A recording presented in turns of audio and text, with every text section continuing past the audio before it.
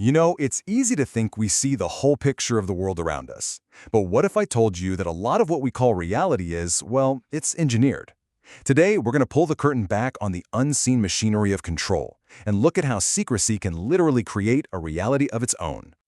So, let's start with a real person, a name. This is Kilmer Abrego Garcia.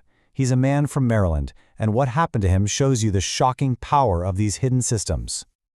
After he was deported, Garcia ended up in a secret prison in El Salvador, and according to his lawyers, the torture he endured was something out of a nightmare. Kicked, beaten, forced to kneel for 9 hours straight. If you fell from exhaustion, they'd strike you.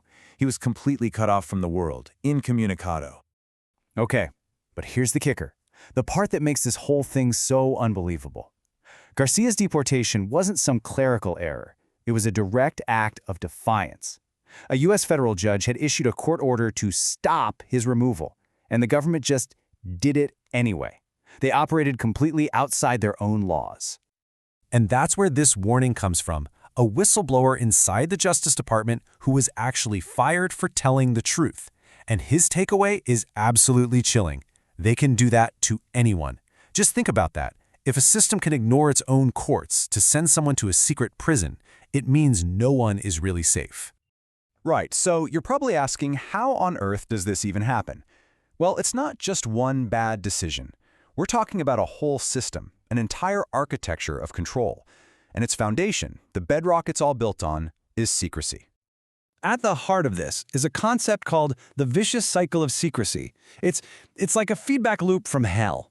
When an organization hides what it's doing, it gets something called plausible deniability. They can just shrug and say, "Who us? We had no idea." And that shield, it encourages them to do even more reckless things because they think they can get away with it. And this cycle is dangerously powerful. Let's just walk through it. It starts with secrecy, which lets you deny everything.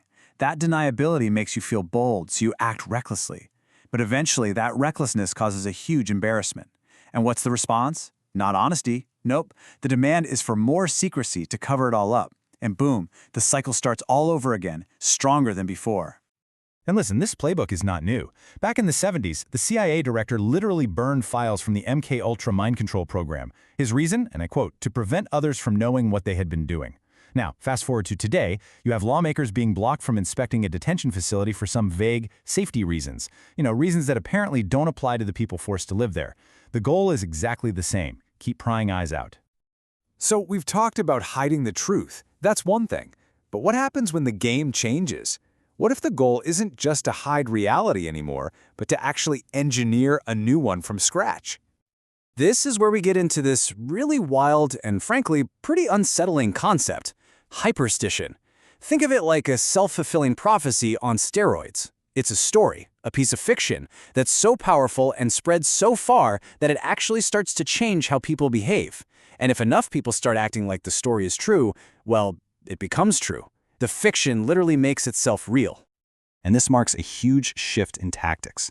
In the past, with something like MKUltra, control was physical. We're talking drugs, hypnosis, sensory deprivation, but today, the methods are way more subtle and honestly, way more pervasive. It's less about controlling a person's body and more about controlling the story. It's about using language as a weapon to shape the perception of millions. Let's look at two really clear examples of this. First, cruelty is policy. You don't name a detention center Alligator Alcatraz by accident. That's a narrative tactic. The stated goal is to scare the pants off of immigrants and use fear to control behavior. Then you have ideological alignment. Plans like Project 2025 are openly described as attempts to rewrite the source code of the government itself to make sure the entire national story is told from just one point of view. So what's making all of this possible today? Well, these old methods are getting supercharged by modern legal frameworks and some pretty incredible new technologies. First off, the law itself can be turned into a weapon. We're seeing old statutes get souped up, as one source puts it, and used for political ends. For instance, running aggressive campaigns to strip naturalized citizens of their rights because of tiny paperwork errors they made years ago. The goal isn't to fix an error. It's to create a climate where citizenship feels temporary and everyone feels vulnerable. And then, of course, there's the tech. You've got surveillance systems with names like Gorgon Stare, which is just as creepy as it sounds. This tech can monitor an entire city, creating a digital panopticon. And it's not just about solving crimes after they happen, it's about creating a chilling effect through constant observation. And it's pushing us toward predicting and preventing actions before they even occur. And the money behind these systems is just staggering. Look at this number, $1.8 billion. That's not a department's budget. That's for a single contract with SpaceX for a secret military satellite project called Starshield. It just shows you the immense scale of investment and how the line between private corporations and clandestine government operations is getting blurrier every day. Okay, so why does any of this really matter to you, to me? Because these systems have huge consequences for our society, for our ability to even tell what's real anymore.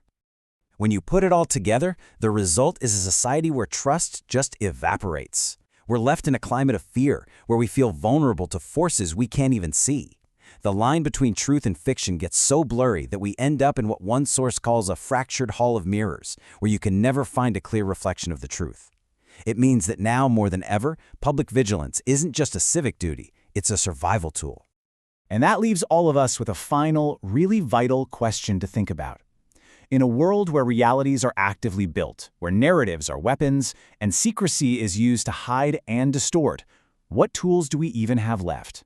In a world of engineered realities, how do we find the truth?